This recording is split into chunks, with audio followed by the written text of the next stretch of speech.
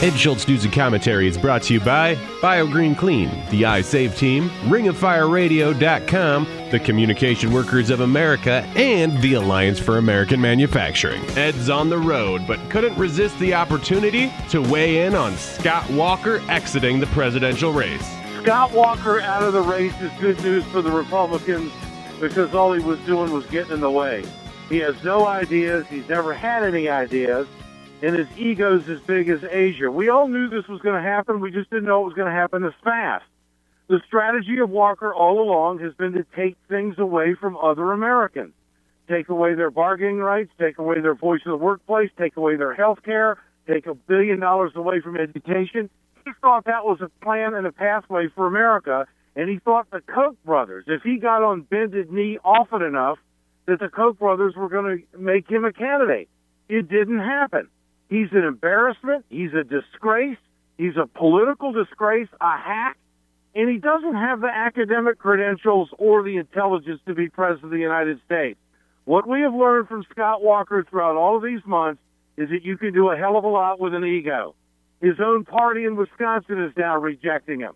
And so he won 3 elections in 4 years. He outfunded in the recall 7-1 and ran against the recall.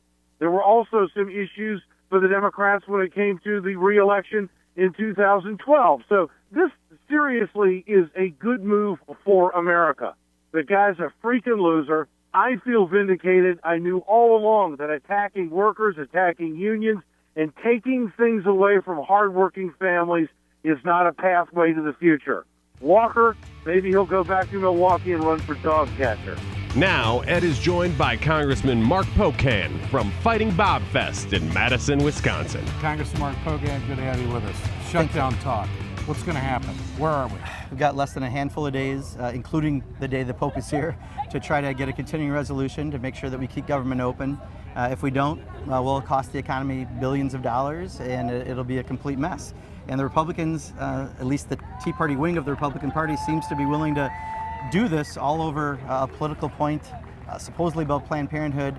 I don't know what the odds are at this point, but you know, no one's in charge of that caucus right now, and anything could happen. The Pope coming at the time we're talking about Planned Parenthood. Put those two together. Yeah. Well, I think the Pope is going to be talking about climate change as his primary focus, and it's just going to be interesting that day period to see what people heard from the Pope's message and what we do with it as far as the body after that. So that's really sucking all the air out of Washington right now. Absolutely. That's the only thing that Absolutely. They're focused on. Well, you know, yeah. And this is at a time when Trans-Pacific Partnership is also at a very critical stage, isn't it? What about that? Yeah, well, we hear there could be a ministerial in Atlanta coming up where they're trying to see if they can wrap this up. They keep trying, but they couldn't do it in Hawaii.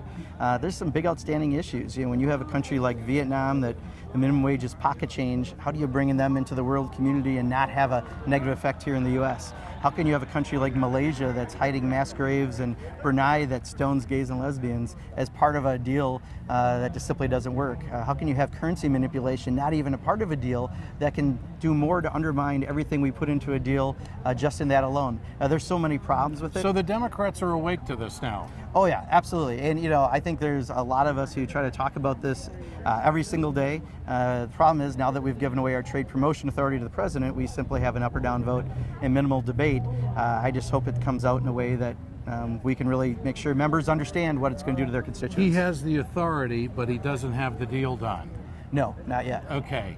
And you think that there is a real chance that that deal could get derailed?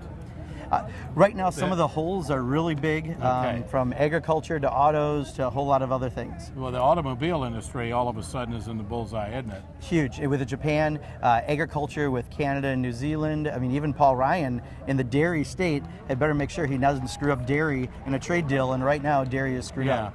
Well, the automobile industry, isn't there a provision in there that would end up having a lot of Chinese products on the manufacturing line, and this deal doesn't even include China? Exactly, because you can have parts coming from other places, then going through a country that we allegedly have a deal, and the beneficiary of all that is China. What's Bernie Sanders doing in Wisconsin? What's happening in this campaign? Where's the state? Yeah, there are a lot of people who are backing Bernie, especially in this area. Are you? I haven't backed anyone yet. My role right now with the Progressive Caucus is we're reaching out to all the candidates and trying to give them ideas to embrace. We've been lucky because Bernie and Hillary and Martin O'Malley have all embraced our ideas around debt-free college. We're trying to get them to talk about a $15 minimum wage increase. We're putting out ideas that we want them to accept, and I think if we do that, we could wind up with some really good alternatives by November. Now, Hillary has endorsements, but Bernie doesn't. What do you make of that? Yeah, I don't know if endorsements matter that much. The endorsement of the people who are going to vote is the biggest endorsement. And, for some of us, like I said, within the Progressive Caucus, we want to make sure that everyone has the most progressive platform possible. And right now, we're actually having some good outcomes on that. Now, Hillary made a comment about Keystone XL pipeline the other day, told the White House to hurry up, that she can't wait. Before that, she's been very evasive. What do you make of that dichotomy? I don't know. When it gets to campaign, sometimes people say things that are so coded she and hasn't shrouded. said anything. No, I know That's exactly. the issue. I think she's just hoping someone else makes a decision and she doesn't have to have an opinion one way or the other. But doesn't that play to climate change? Well, there's no question that we don't feel there's a need for the Keystone pipeline, a lot of us, and that's why we've expressed that. But it is exclusively in the White House's hand, and actually I think he's had it for almost 2 years that way at this point, where he has the final outcome, and we're just kind of waiting to see what happens. Congressman, good to see you. Yeah, thank you. I Mark appreciate Pocan it. with us on Ed Schultz News and Commentary. Appreciate it. Hey folks, you've heard me talk about BioGreen Clean. I'm going to show you right now on my airplane just how tough this is. I want you to keep in mind, chemical-free, 100% plant-derived, biodegradable. It is the safest cleaner that you can get, and it's the most effective. Go to our website, wegoted.com, or go to biogreenclean.com. www.biogreenclean and order today.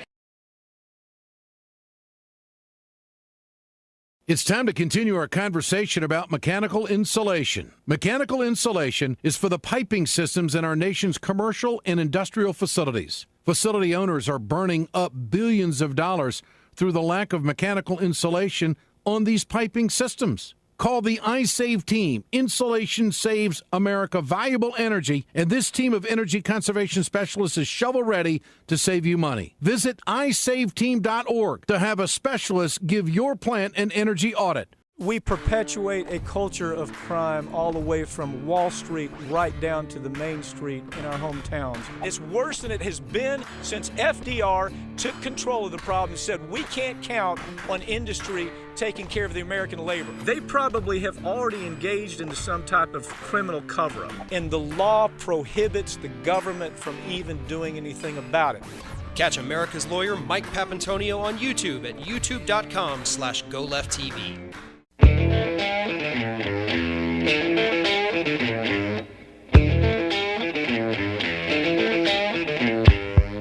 You're listening to Ed Schultz News and Commentary from Fighting Bobfest in Madison, Wisconsin. Now, Ed is joined by Ruth Conniff of the Progressive Magazine. How long has this been going on, Fighting Bobfest? This is our 14th year of Fighting Bobfest. Has it had an impact? I think that Fighting Bobfest can actually take credit for the Bernie Sanders campaign this year. I really do. Really? Yeah, I mean, Bernie Sanders he's come year after year. He's drawn huge crowds. And last year it was the kickoff of his presidential campaign. Came back to Madison, got 10,000 people. That was the first of those big rallies that started to make headlines around the country. Okay, so Bernie's kind of maybe one of the godfathers of this, huh? He really is. He wrote us a letter. He has a conflict in New Hampshire where he's busy winning the Democratic primary to say he was so sorry not to be here at Fighting Bobfest. Is a great friend of Ed Garvey, who founded this thing, and really wishes he could be here today. But it was kind of sweet that we were hearing a letter from him last night. So what was Garvey's mission when he first started this? This actually came out of a successful fight to stop a Perrier plant from coming into a local community in Wisconsin, displacing people, displacing jobs, and there was such a great progressive upswell. And Garvey, who was part of that fight, wanted to figure out, how do we make this a permanent feature of Wisconsin politics? How do we gather progressives the way 100 years ago Fighting Bob LaFollette did, to get people together to try to push back against the corporate interests? And out of that came this idea, together with Jim Hightower and Paul Wellstone, Stone, they created this annual event, progressives, hearing great speakers, and then having some breakout sessions and panels where they talked about actually trying to make a difference in state legislation. So all of these tents, are these kind of like workshops that are going on? Yeah, exactly. Informational stands to different communities around Wisconsin? Yeah, I mean, we're really mostly talking about state issues in these workshops, so it's environmental protection, pushing back against sand frac mining, public education, the privatization of our schools, racial justice. We have one session after another, women's health. And the idea is really that this should be a model that can be replicated in every state of the union. Well, I was going to ask you that. Has anybody else picked up on this? It's always been the ambition, and I think it's really time that it starts to happen. Hightower talks about it every year, and what we really need are some folks to come here from other states around here and say, hey, this could really be done. Just pick up the model and go with it. What's the resource? It's free. People are walking in for free. What's the resource? We pass around buckets and ask people for donations, and they give generously, and that's how we keep it going. Okay, so the mission, I mean, is this a Bernie Sanders event, so to speak? I mean, he's been so connected to it. I mean, are these Sanders supporters here? I would say that you have a very, very large percentage of Bernie Sanders supporters in this crowd, yeah. Okay, and how is his campaign in Wisconsin going? I mean, it's going pretty well. I mean, you know, Wisconsin was one of the places where he got 10,000 or more people to come out to hear his message. Yeah. And really, I think a lot of Wisconsinites have seen what's happening to us under Scott Walker, the corporatization of everything, just the total stripping down austerity politics that we've seen here. So Bernie's message is very resonant for people. Would Hillary win Wisconsin against any of the Republicans? I don't know. I mean, Sanders is so strong, and I think even if you talk to Sanders campaign people, they will say that his strength does not bode well for Hillary, and that's why people like Biden are thinking about getting in. Mm-hmm. Well, if conventional wisdom, I think, is if Biden jumps in, that helps Bernie, doesn't it? It may. I mean, I don't see Bernie supporters peeling off to go to Biden. No, I don't think Biden is saying, gee, I'm going to come in and talk about inequality and I'm going to be sort of the Bernie Sanders that has more of a chance. I think he's just saying, gee, the fact that this 70-something-year-old socialist is giving Hillary a run for money in New Hampshire and Iowa means there's room for another candidate. Okay, what Trump has done is he's attacked women. There's no question about that.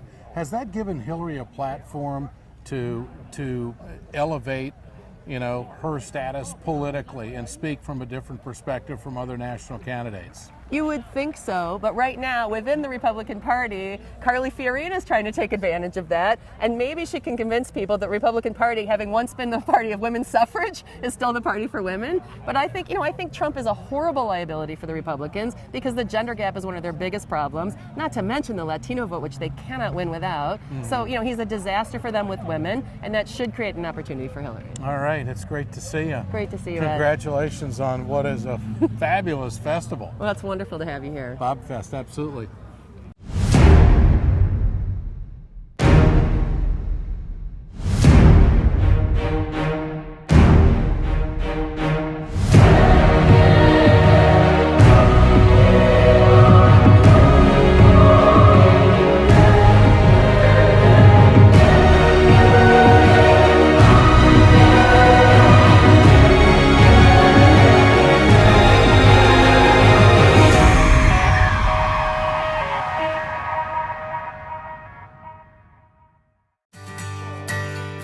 From the steel mills of Pennsylvania, to the auto factories of Michigan, to the modern makers movement, manufacturing makes our nation great. I'm Scott Paul, president of the Alliance for American Manufacturing. We bring business and labor together to advocate for policies that everyone can agree on. Together, we can strengthen manufacturing and create good-paying American jobs. Help us keep it made in America.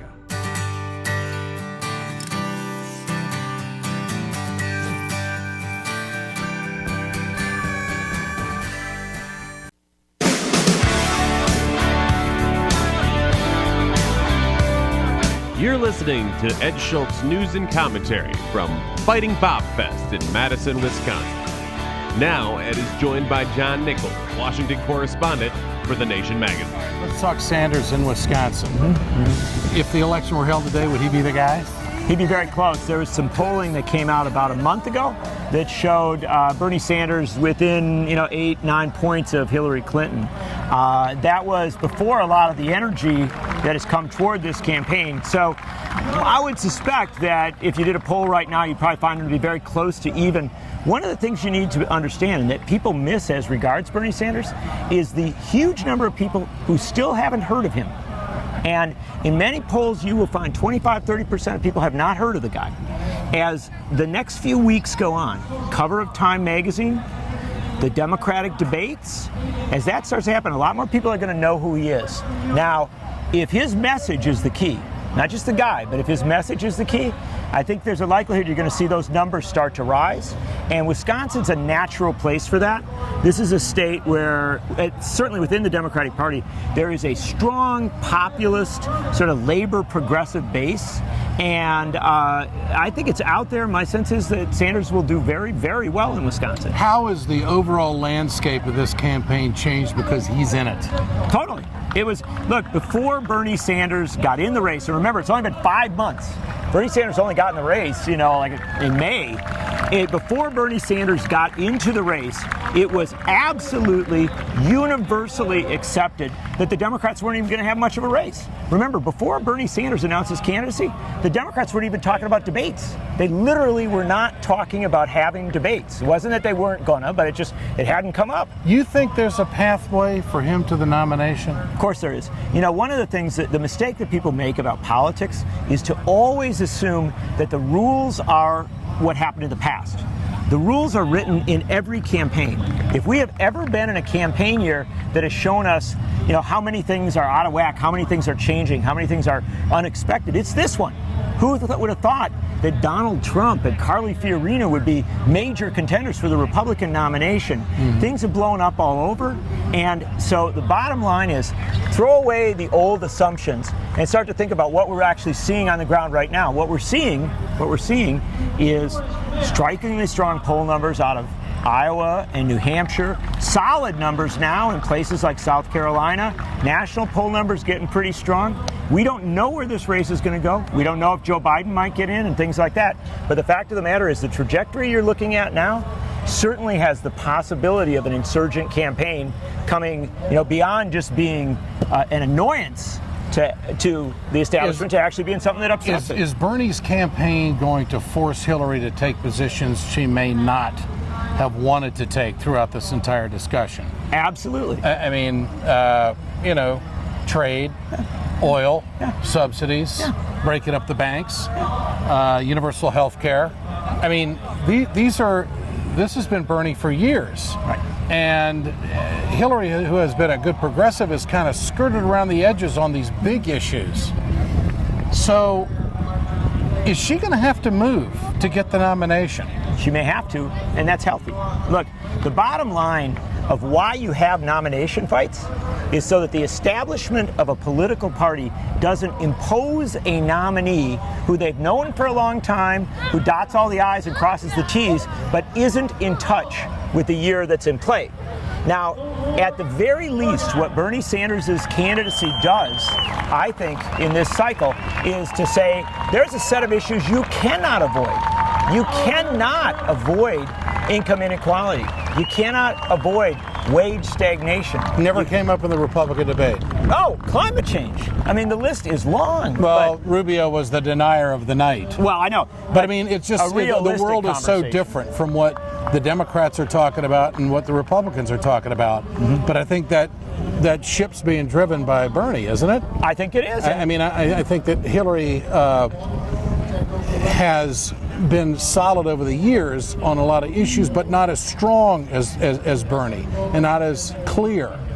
And I would go so far as to say as a waffler, but he gave a little bit, has not been as dogmatic about the issues as Bernie is, which there seems to be an angst for that. There seems to be a hunger for it.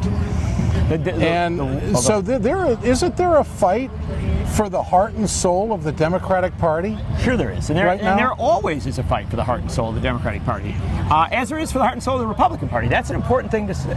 You know, we have these election cycles for a reason. It isn't just theater. We're supposed to, every 4 years, nominate candidates, and that's supposed to be a little bit of a battle. We put the issues in play. We figure out where the center of gravity is. The fact of the matter is, the center of gravity has been in a more progressive place for quite a long time, but it has not been well articulated. Now, you don't have to pick on Hillary Clinton to state that reality. That reality extends far beyond any individual. That reality extends to a political system that has not taken in the aftermath of the economic collapse of 2008. Our economy crashed. We had massive unemployment. We had hundreds and hundreds of thousands of people losing their job every month. And we still have structural unemployment that is too high, particularly for African-American young men, for Hispanics, for all sorts of other folks. We've got these real problems in our country, and everybody knows it. Now the question is, how do we articulate first? You say, okay, this is a real problem, it ought to be an issue. I think that's what Bernie's doing right now. He's sort of making things issues that might not have been before. But then the next step is to say, what are you going to do about it? And for Hillary Clinton, in many ways, that's her great test. She has an opportunity to say, I'm for a $15 minimum wage because I believe a $15 minimum wage is required, not an option, but it's required so that no mom or dad comes home from working, a long day and says to their kid, we don't have enough money to get you, your notebooks for school. John Nichols, always great to visit with you, brother. I'm so glad you're here. There's an awful lot of people in Wisconsin that have a certain loyalty, my friend, and that loyalty is rooted in a simple line. Were you there in February of 2011? And you were there. Thanks, John. Brother. Appreciate it.